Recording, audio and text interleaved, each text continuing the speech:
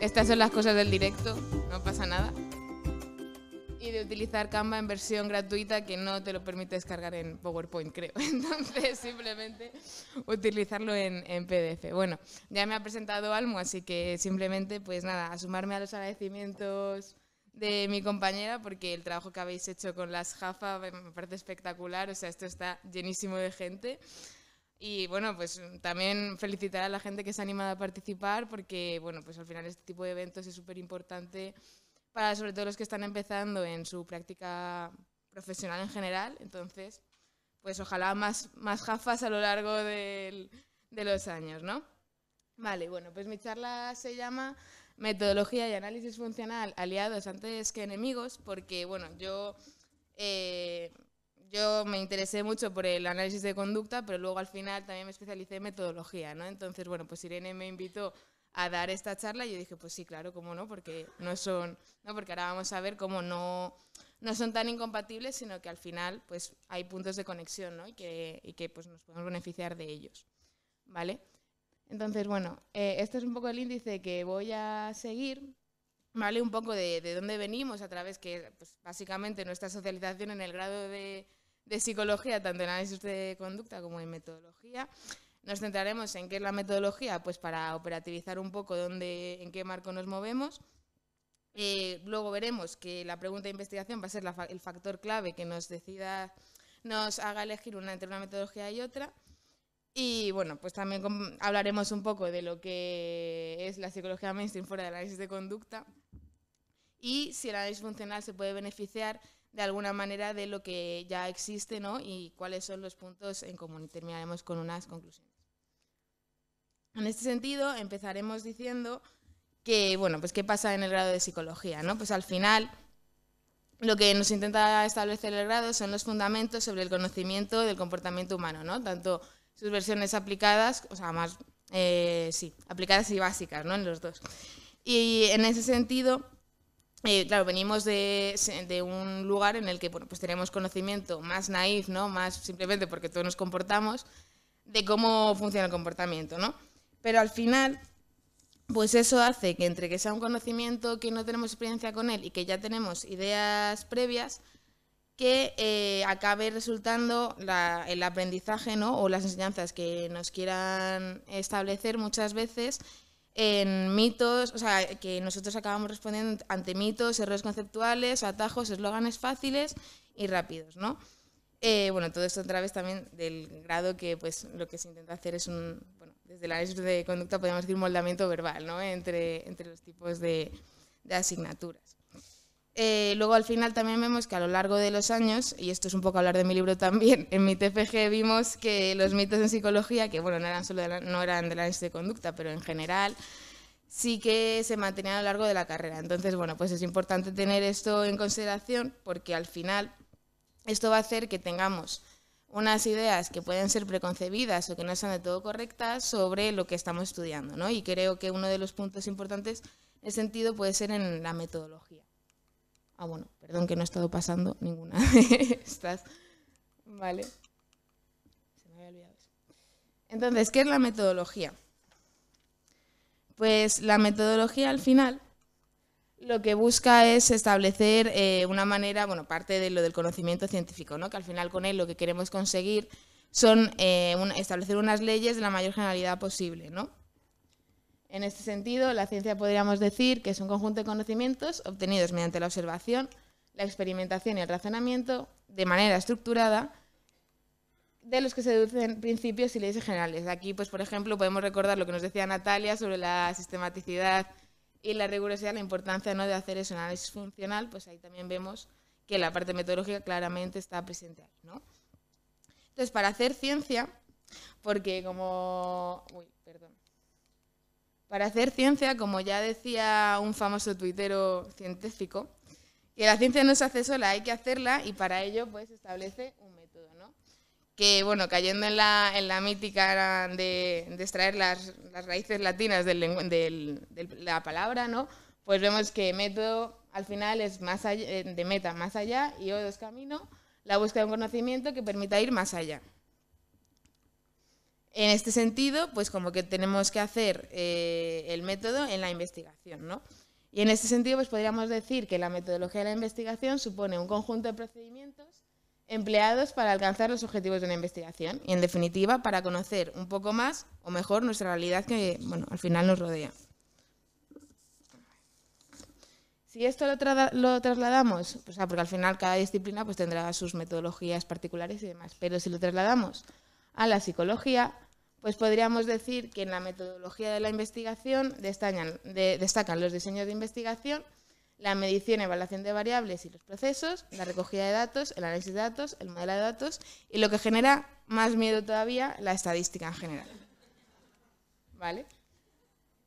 Todo este conjunto de pasos al final lo que nos interesa es mantenerlos o llevarlos a cabo con cierta sistematicidad para reducir todos los sesgos que nos pueden acompañar en nuestra práctica profesional, y al final la reproducibilidad pues también es uno de los factores más importantes, ¿vale? Entonces, como decíamos, todas estas asignaturas, ¿no? Al final, todos si hemos estudiado aquí psicología estamos familiarizados con que esto suponen distintas asignaturas del grado, ¿no? Entonces, ¿qué ocurre? Pues que en el grado de psicología, al final, pues es una cosa muy importante, ¿no? Y entonces por eso se incluyen desde los primeros años de la carrera. Y muchas veces supone un fuerte EC, ¿no? O sea, ¿cuántas veces...? Yo incluso me incluyo, o sea, que yo ahora me dedico a eso, pero igual, ¿no? Como a veces nos generaban como emociones pues un poco aversivas, ¿no? En este sentido, son asignaturas que se suelen considerar, y esto no lo digo yo, sino, y bueno, no solo porque lo hayáis vivido muchos de vosotros, sino porque también se han hecho otros estudios sobre el tema, encuentran que estas asignaturas se consideran como difíciles, un poco aversivas, pero sí que siempre, en cualquier caso, se aprecia su utilidad.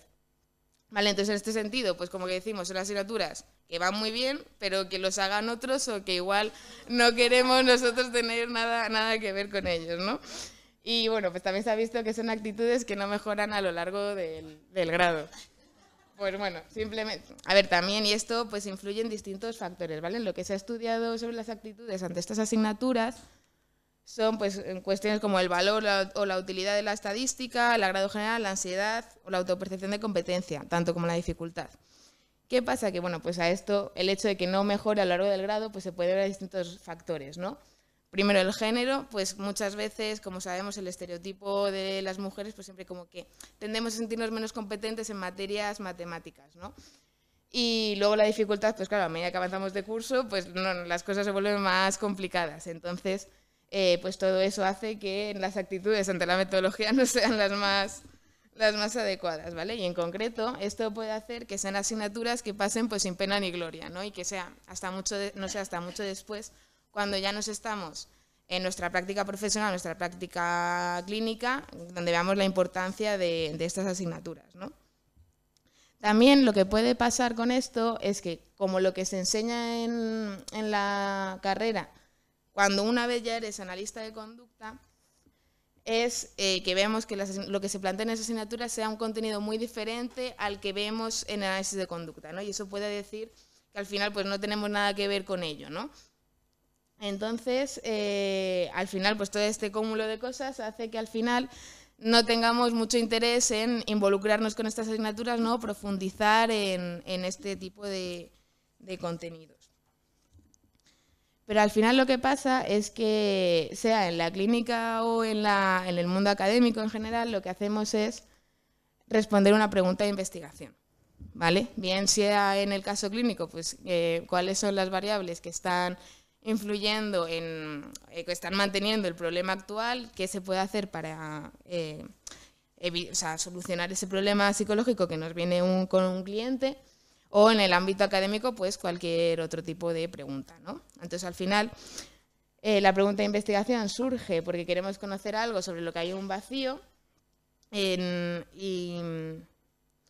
que tenemos que solventar con evidencia empírica. Vale, perfecto.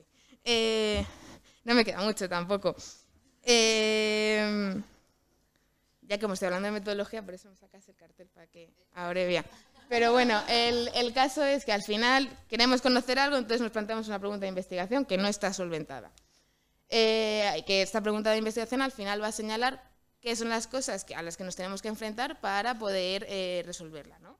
Que son básicamente las variables, tanto las dependientes como las independientes, que se registrarán de manera cualitativa o cuantitativa en función de lo que nos interese responder.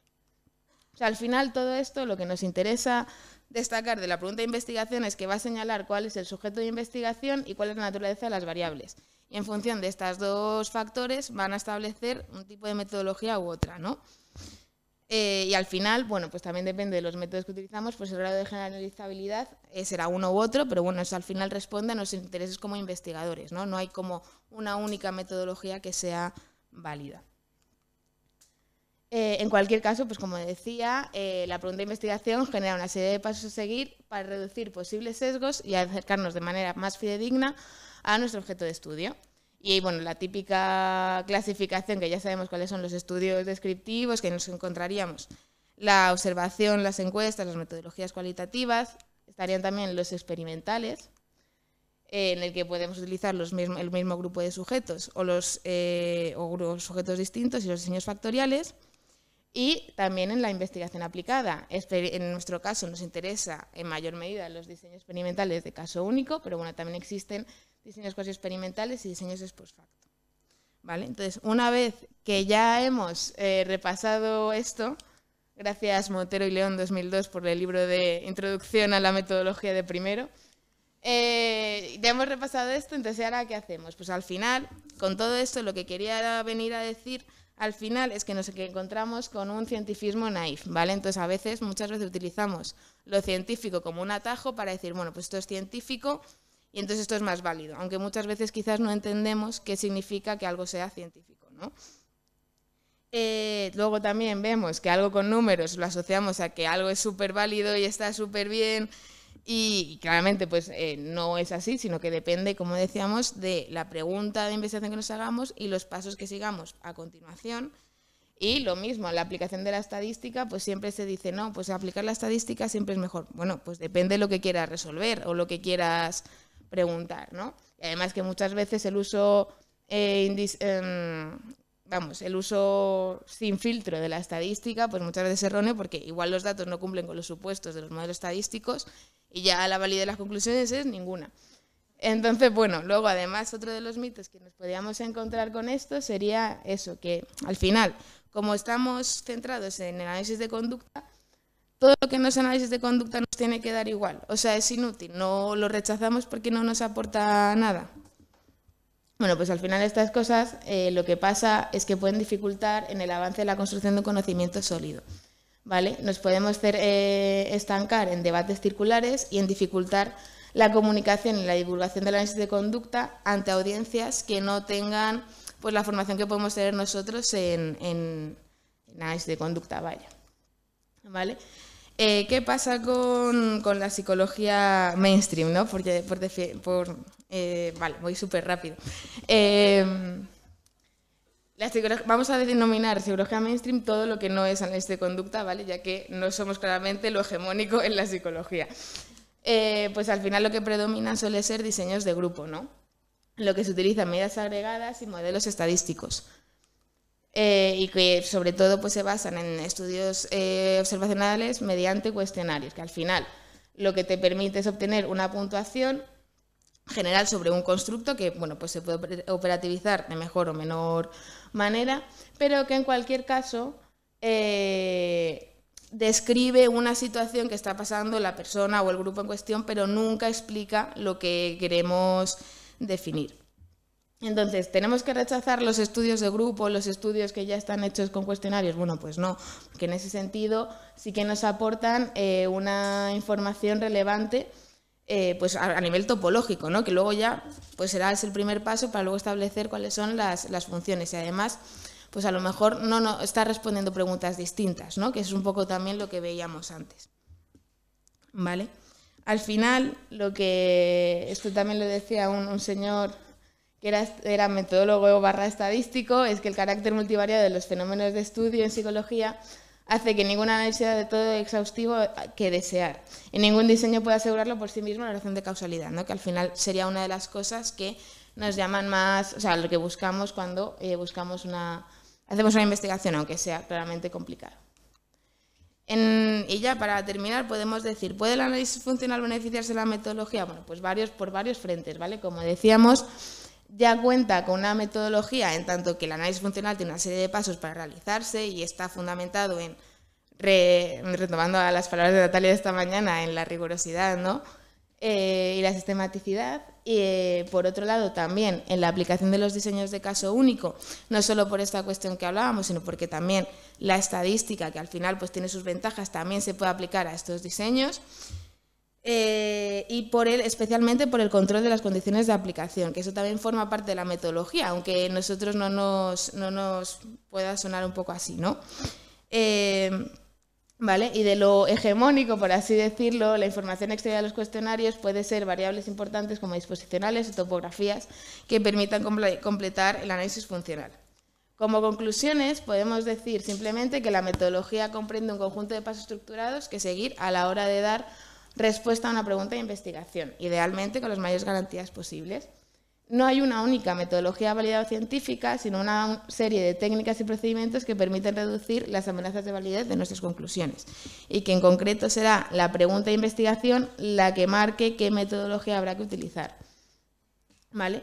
Luego, recalcar que muchas veces se entiende algo como que es científico sin que se entienda de manera precisa qué quiere decir con eso para otorgar mayor legitimidad a un argumento y eso puede ser peligroso. Y además no existiría una oposición entre la metodología más hegemónica y el análisis funcional de comportamiento, porque responden a preguntas diferentes que pueden aportarse información útil mutuamente. También es importante tener en cuenta cuál es la pregunta de investigación que queremos responder para evitar y reducir los sesgos, ¿no? De los que hemos llevado hablando también estos días. Sesgos que, por otro lado, se pueden dar también tanto en los métodos cuantitativos como en los más cualitativos, ¿vale? Entonces, ya para terminar, dejo este tuit de Irene, en el que dice que la ciencia es la conducta del científico, que me gustó mucho y al final pues eso también se puede analizar. Y, a ver, me falta una diapositiva, ¿vale? No sé por qué me falta una diapositiva, pero aquí debería aparecer una frase de Skinner, ¿vale? Que, bueno, os la cuento, que dice: los métodos de la ciencia se han visto muy útiles y con mucho éxito en cada caso en el que se han aplicado. Vamos a aplicarlo también a los casos de las personas. Human Affairs, traduciendo ya como vosotros veráis. Y ya está, gracias por vuestra atención. Y, sí.